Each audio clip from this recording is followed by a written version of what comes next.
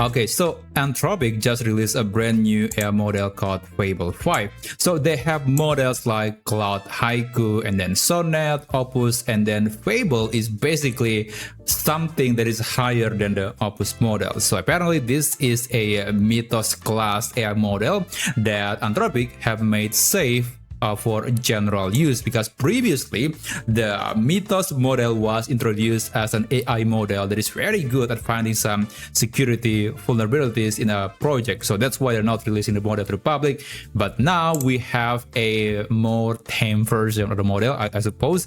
It's called Fable 5, and right now the model is available in the Claude platform if you are subscribing to the Pro, Max, or Enterprise subscriptions of Claude. If you're using the free version, then unfortunately you cannot use this model. And also, I think the model is going to be very expensive. I mean, right now it is included within your plan if until June 22nd, but beyond that, I suppose you have to buy some credits if you want to use the Fable 5 model. And I'm kind of wondering, where is the other 4? Why we got 5, not like Fable 1 or Fable 0 point something, but anyway, that's not an important part. But basically this new model is going to be more expensive. It's going to be a lot smarter, and what's interesting is that according to Anthropic, the software engineering score of the model is way higher than any other models at the moment. So it is higher than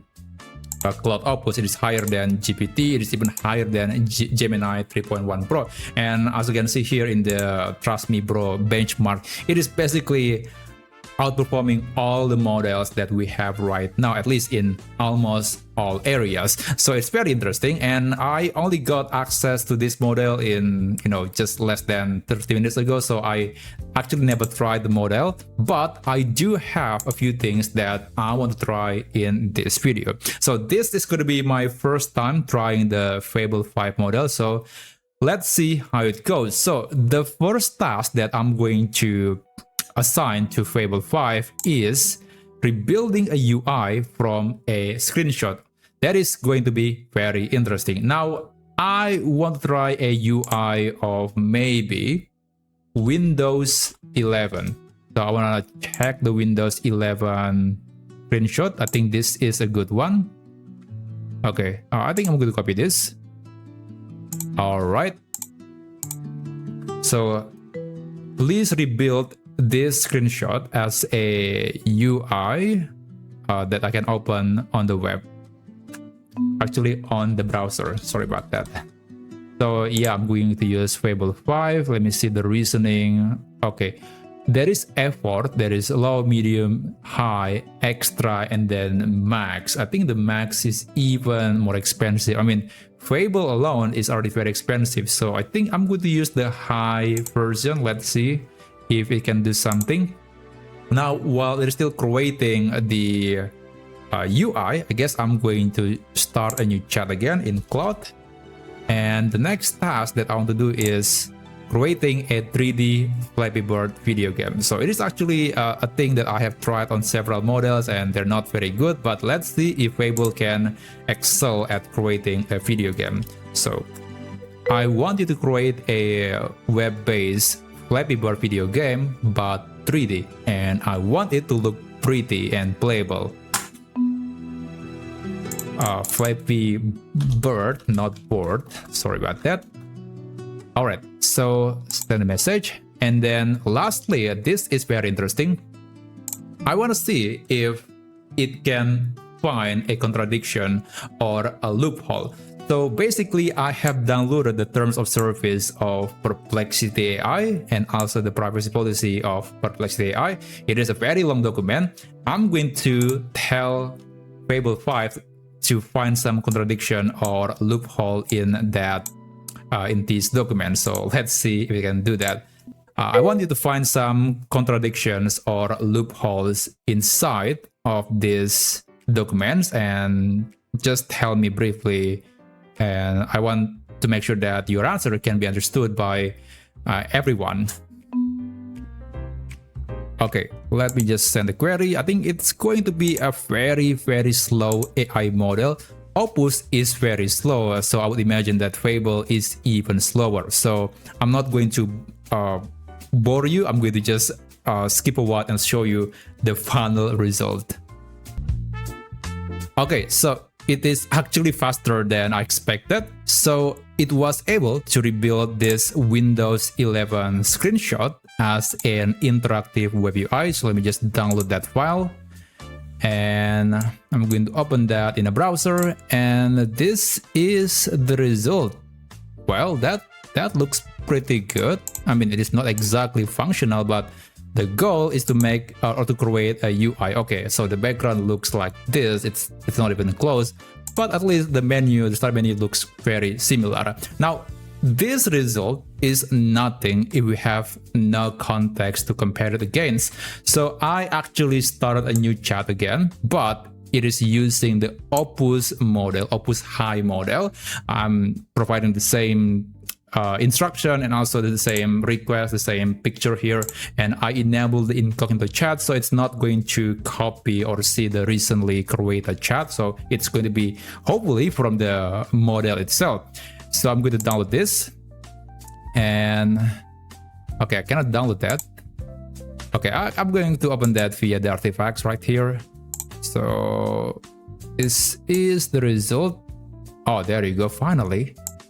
Okay, so this is from, yeah, this is from Opus High. Okay, again, this is Fable 5, this is Opus High, Opus 4.8, and then high thinking or high effort. Yeah, I mean, it looks great. I have a hard time to decide which one looks better. Okay, let me check that screenshot again. Okay, it looks like this, so that means actually I like Opus slightly more, just slightly. I mean, definitely it looks more prettier here. There are a few things that I like, but I think Opus got it right, or at least very, very close to the actual screenshot. Now, doesn't mean that Fable 5 is bad, it just means that Opus 4.8 is good enough for this particular task. So I don't think Fable 5 is going to be the go-to option if you want to create a UI or some coding task. I think Fable 5 can be very, very expensive. So maybe Sonnet or even Opus 4.8 could be the better option or the most economical option. Okay, now let's move on with the second test. Oh, by the way, yeah, I'm going to check it. It is able to rebuild a UI from a screenshot. Now, about the 3D Flappy Bird video game, I got this result. So it is definitely playable. It is also plays really well. It is nice. It is tactile. I like the background and also the camera movement effect. It feels so smooth. It feels really good. Okay, so it was from Cloud Fable 5. Now, this is the version that was created by the Opus 4.8 model. I haven't played, so let's play the game. Yeah, I think I can see that it is a lot less complicated. It is simpler than the Fable 5 version. It is not bad, and maybe the problem is the background is not moving. There is almost no parallax effect in the background. And yeah, it's very, very difficult to play the game with the background that is not moving, because you cannot tell if the character is moving or not, or just stay in place. So yeah, it's not even close. I think the Fable 5 version is definitely look a lot better, and also it is a lot more playable. So in this case, yeah, Fable 5 is a lot better, and it delivers a much better looking and more playable game than the one that was created by the Opus model. And finally, this is the AI model trying to find some contradictions or loopholes in the documents from Perplexity AI. Now, I'm not a lawyer, so I couldn't tell if this is something that you can bring, you can use as a legal action. So, but at least I got the answers from Fable 5. And I got 8 different points, but I also tried the same thing. I asked the same question to the Sonnet model, and then I got this answer. So there are 5 points, not 8, so it is slightly less, but it is at least able to give me an answer. So I'm not quite sure which one is the best, because again, I'm not a lawyer, but at least from this test alone, it can delve deeper into the documents and perhaps can give you more detailed answers. So yeah, you can definitely use this model to find some contradictions or loopholes in your coding projects or even your documents. Now, there is actually another thing that I tested. I compared Sonnet, Opus, and Fable 5, and that is creating a video using Remotion. So Remotion is basically a platform that lets you build or create a video using code, basically. So this is the video of a plane taking off that was created by the Sonnet model. So let me just play the video for you. Okay, it doesn't even look like an airplane. Yeah, it's taking off, but I mean, that's not a proper airplane.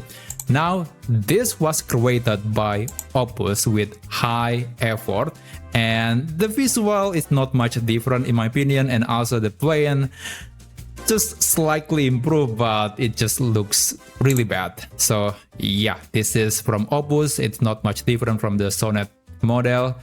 And then we got the version that was created by the Fable 5 model, and it looks way better. It looks like an airplane, and I do really like the fact that it has more details, like the plane is moving slowly first, and then there is the engine running, and then also there's the shaking camera effect, and then the landing gear is gone. It's not retracted properly, it's just gone, but at least it's more believable, and the plane is definitely a lot better than the ones that were created by the Opus and the Sonnet models. So yeah, I can see it why people really hyping up this model. It is a good model for coding.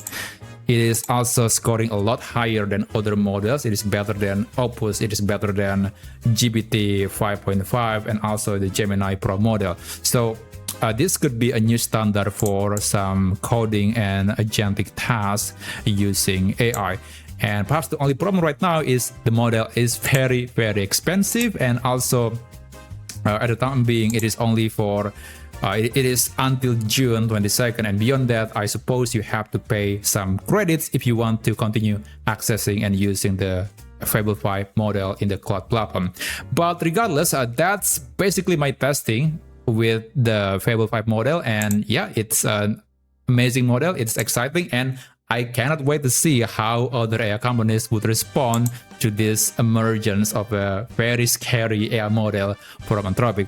So if you want to see some cool updates or use cases of AI tools, then you can subscribe to this channel, and I'll see you on my future videos. Have a great day.